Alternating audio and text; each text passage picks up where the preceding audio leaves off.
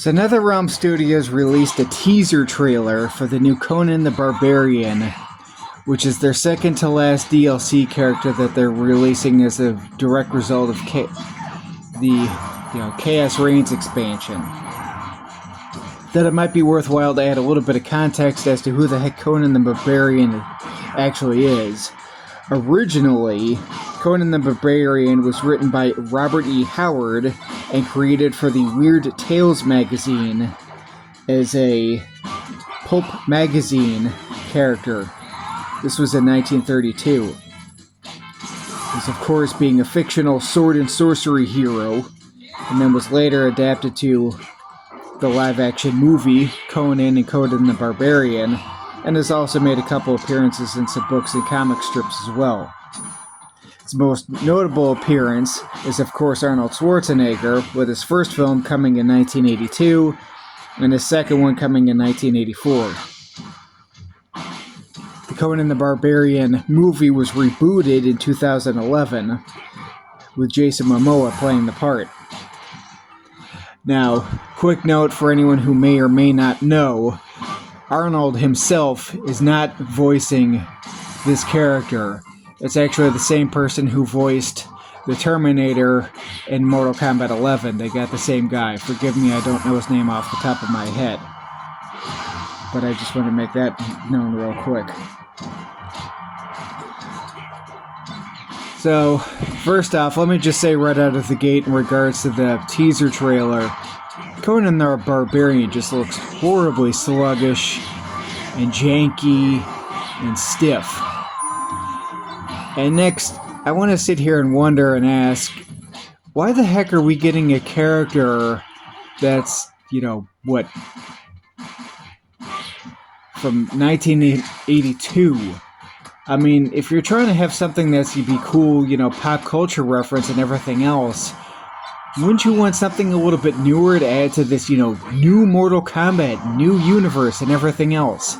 And of all characters to possibly add, why Conan, of all people? I mean, you could have had so many other better characters. Just off the top of my head, why not add a character like Darkseid or Atrocious from the DC universe? Heck, maybe even add, Sinestro or, Dark Manta or Reverse Flash. Okay, you want to be a movie villain. Why not add T-800 back to the game? You already have the T-1000 coming back, so why not add the T-800 again? I personally would have preferred to see Kano or Jade in the game. I think that, the inclusion of Conan the Barbarian just feels, just like a sad excuse to not keep them in the game. And now, if they did want to add any more characters to the game, obviously, as I discussed in my last video, NRS most likely all signs are pointing to they're not going to do Combat Pack 3. It was in the works, it was in plans and development, but they bombed so badly with Chaos Reigns, and the fan base is just, they're tired of it. I mean, who the heck was asking for Conan the Barbarian? I mean, is Ed Boon a fanboy of this series and 16-bit or something? I mean, do they just want to see, manly men without any shirts on? Like, I don't get it. Just, of all people, it just seems like such an odd, obscure pick. Now, originally, Conan the Barbarian, this is from, Wikipedia, characterized by chivalric due to his penchant, his saving for damsels in distress. Does that kind of go against everything that NRS is trying to do with all their agenda that they've been pushing? A manly man who's, full of testosterone and everything else. Let's get another game. Now, forgive the lack of Mortal Kombat content in this video, everybody. I wanted to be able to talk over it with you guys and kind of have a conversation here. So, let's get another match going here. Give you guys something to watch in the background. I'll continue with what this is saying.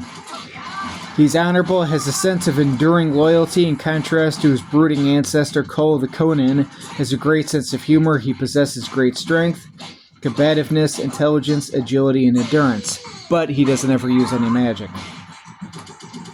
The barbarian's appearance is iconic with the square-cut black hair, blue eyes, tan skin, a giant stature, often wearing a barbarian's garb. Yep. Which is kind of why Arnold made it so famous, because obviously way back when he had the physique for it. Let's take a look at the publication history.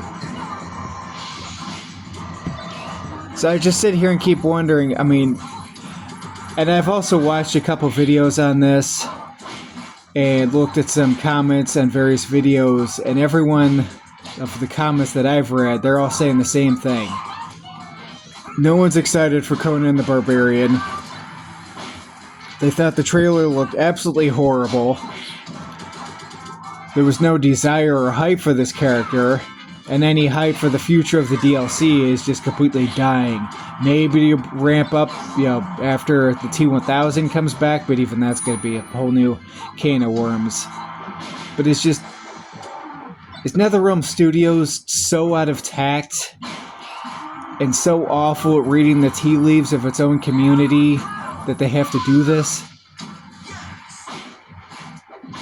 Now, long ago, I did see a video that was arguing the case that, the vast majority of at least concepts and concept artwork for the DLC character is done long before the game ever releases. So, one could argue that Conan the Barbarian, at least the concept art for the character, and I will give them some credit. From what I could tell, it does look like, the design of the character is staying true to Arnold's, iteration, or at least his appearance in the movie of, the original Conan the Barbarian movie.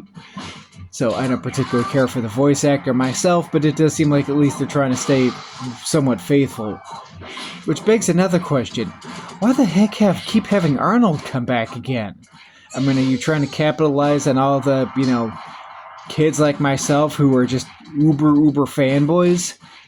And Conan the Barbarian? I mean, I'm a huge fanboy of the original Terminator movie, and Predator, and Red Sonja, and, all those other movies that he was in back in the 80s. I mean, Arnold was just, you want to talk about iconic action movies from the 80s, he was there, man. He was just there.